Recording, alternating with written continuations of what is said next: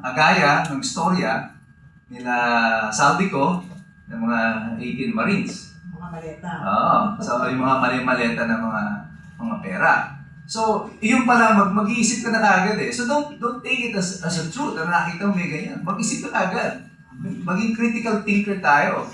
Saan galing yung pera nito? For example, kay Jay Sonsa, no?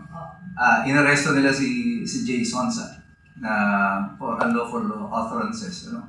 Alam mo na kung bakit, kasi nga critical siya of the government. Ang question mo dyan, ano na mangyayari nito sa susunod? Kaya ko, ang payo ko nun sa lawyer ni Jay Sonsa, huwag niyo ipa-dismiss agad.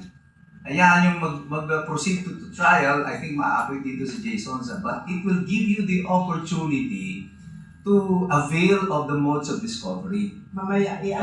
Diba?